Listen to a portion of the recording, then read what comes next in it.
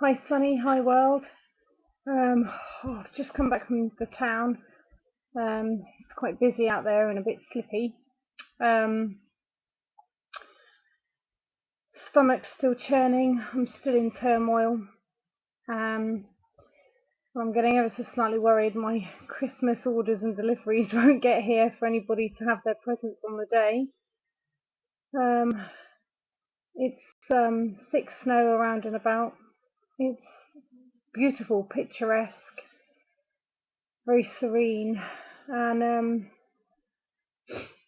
bit calming, I suppose, but it's a bittersweet kind of thing because it makes me remember when Phoebe and I were lost together when it snowed, and we were in Buckinghamshire and surrounded by all these people on their way to work, and we just laid down and made snow angels, flat on our backs, flailing our arms and legs around, and made snow angels. Stupid, redonkulous, twatish behaviour. Um, and just had fun, free giggles laying in the snow, and I've got pictures of it. Just romantic and silly, and just us at that time being us.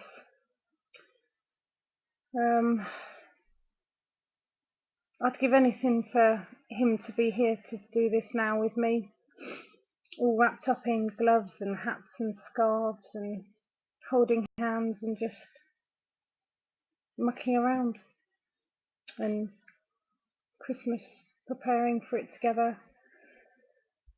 And I would give anything to have that again, but it won't happen. It isn't going to happen. And I have to keep telling myself this. Up here, I am trying to tell myself this because I've got to accept it at some point. Um, as far as I'm concerned, I was never going to be able to please him in some respects. So I do keep going over questions in my mind again and again and again as to why I wasn't enough, why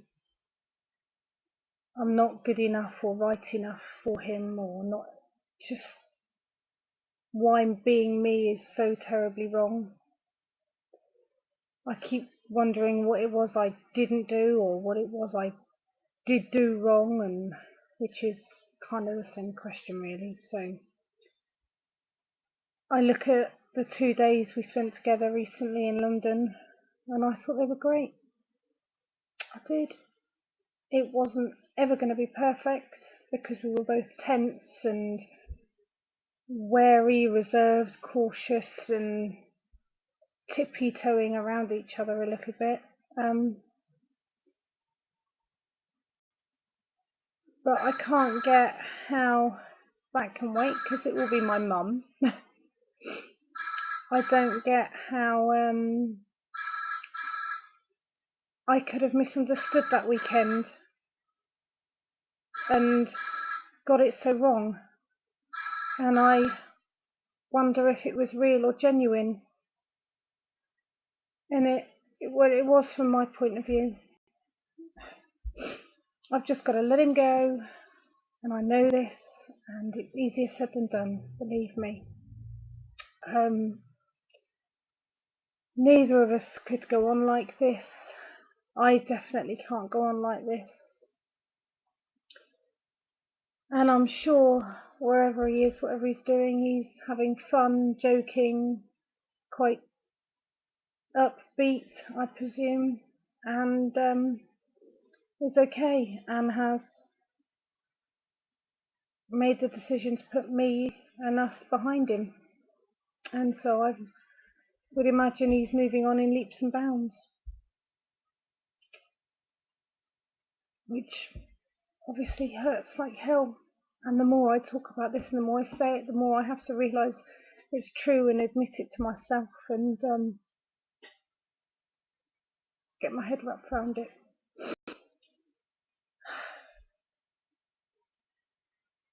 My head's just screwed with my emotions. I feel like I've had my fingers burnt. And I love him so much, but I just want this to come to an end. In one respect, I want to say and look at him and say,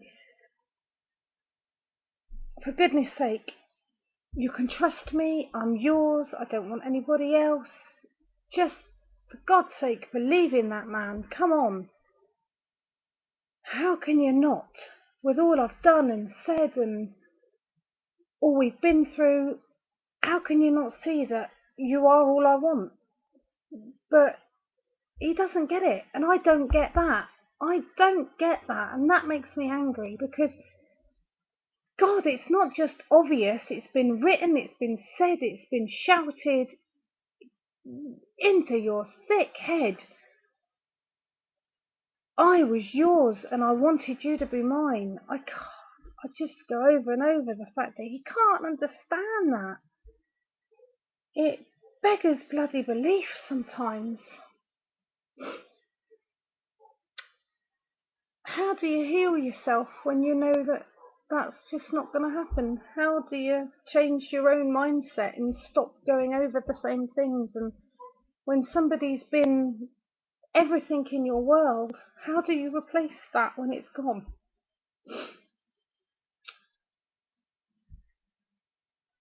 I've always done something. I've always been proactive, motivated, spurred on, and done things that I act very much on the heat of the moment. I am a kind of fly by the seat of my pants kind of girl, and I feel sometimes that something has to be done. So I do things. I go the extra mile. I do what I feel I can by whatever means, and I do things. Grand gestures, little things, the keeping in touch, the keeping and maintaining contact. It's all part of me trying and doing things. And I imagine I've become somewhat of a pest and an irritant, if I'm honest. And I've got to learn to stop this now because it's biting me on the arse and not doing me any favours whatsoever. But on the other hand, primarily I think that's a good trait in me. I don't think that's a bad thing. And I don't. I think that if you love somebody, you should fight for them and you should go the extra mile and you should do all when something pops into your head of I should do this for them, I think you should do it, even if it's not warranted or needed. And then when it is most definitely needed at that time more than anything, I think this is a good thing. I think that it shows that you're thinking of them and you care and you love them, and I don't want to stop that. So I've got to be careful not to let this taint me for the future, because I think when I do things like this with the best of intentions, it's just purely that. It's purely that. Even when you've been shouted at and they're cross with you and they're mad and they've got the wrong end of the stick and they're royally furious at you and you've been ignored, I still think that you should, if you're the sort of person that feels you should do these things, do them and not see it as a bad thing. Some people have said, it's being too soft and it's doing too much. Well, I don't see how you can do too much for somebody you love. I don't get that. But there has to be a point when you realise that the love isn't returned. That's when you've got to stop. And I realised that the love isn't returned. So all these things that pop in my head that I could do, I'm now having to say, no, stop, Megan, because it's futile, pointless, and it would probably be thrown back in your face.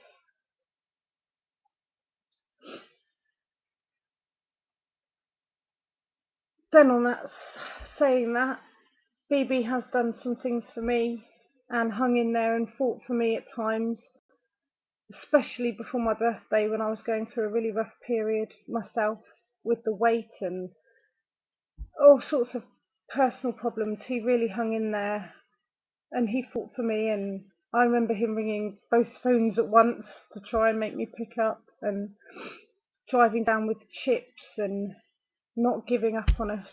And I did appreciate it, even though I didn't respond at the time. I appreciated it, and it made me realise that he did love me at that time, obviously, but he did love me, and it made me realise that you can't just give up and walk away, especially when things get tough.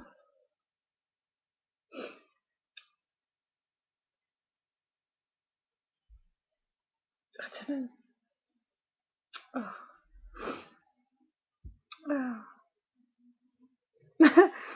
To use a SAP metaphor, I thought if I ramped things up, see what I did there? I thought if I ramped things up,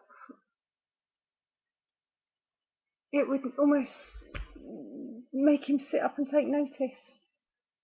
But everything I've done this last week, or tried to do, has had zero, zilch, nada response. And okay.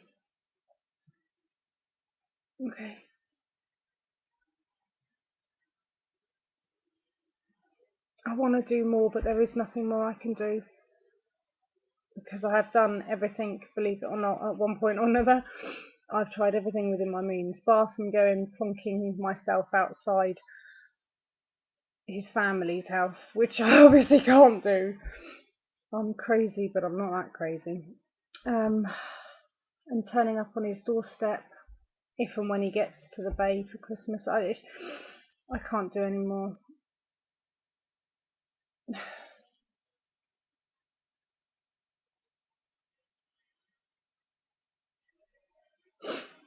I just don't know. My mind just spins, and then I'm calm, and then I'm not, and I miss him, and I love him so much. And I went into that weekend so wholly and openly and honestly and willingly and readily and blindly, just focused on us and him. And I thought it was great. Yes, it was not perfect, but then neither of us are perfect. And it's the same old adage with whatever you're talking about, it's time. And now I'm back to doing this, the diaries, which obviously, yeah, they help me because I can get all this out and look back on it and think about what I've said myself, because I can watch myself back and then say, listen to yourself, Megan. And he's gonna never watch these because he already told me he didn't, but he'd be furious anyway that I was doing them again. He was furious the first time round, and I can hear him going, you're not helping the situation, Megan, and you're not concerned on my feelings or thoughts about this, because he'll think that it's just an embarrassment and a laughing stock and pathetic and sad and humiliating. And I am a bit pathetic and sad right now. I am. I'm not going to deny that. I'm crushed and I'm hurt and I don't know who I am anymore. And I'm very, very sad indeed.